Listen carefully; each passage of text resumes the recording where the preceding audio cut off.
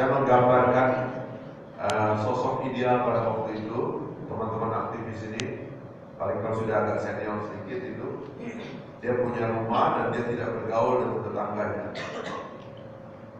Tidak bergaul dengan tetangganya.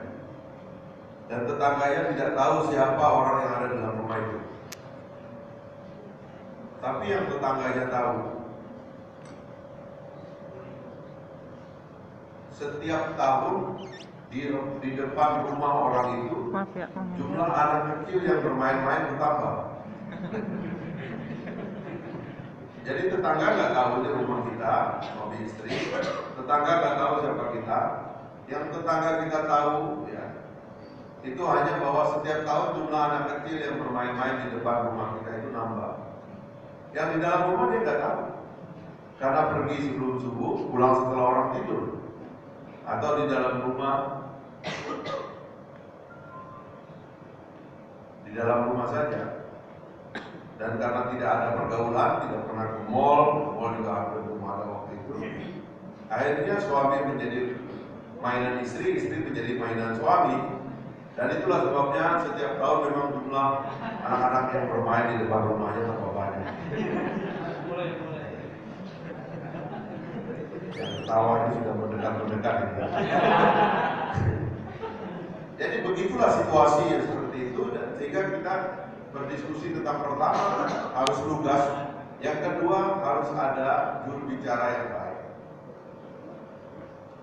Lalu kemudian teman-teman mengatakan, saya diperintahkan oleh teman-teman untuk maju menjadi ketua umum yang pertama. Dan memang itulah yang terjadi. Tidak lama setelah deklarasi malam itu kita roadshow, berdialog kepada publik, dan waktu kita bergabung menggandeng Pak Amin waktu itu, Pak Amin langsung mengintroduksi kata-kata SHT, ya, Soeharto harus turun. Jadi itu narasi lama atau situasi lama. Saya mengatakan tadi, kapasitas yang diperlukan oleh para kader sekarang itu jauh lebih rumit dan jauh lebih kompleks dari apa yang dulu kita mengerti. Meskipun itu peran sejarah yang sudah selesai dan kelihatan heroik dan luar biasa, tapi kepentingan kita hari ini, kapasitas yang diperlukan oleh kami itu jauh lebih rumit. Oleh karena itulah saya terus mewanti-wanti, kita harus menyiapkan kami sebagai kawah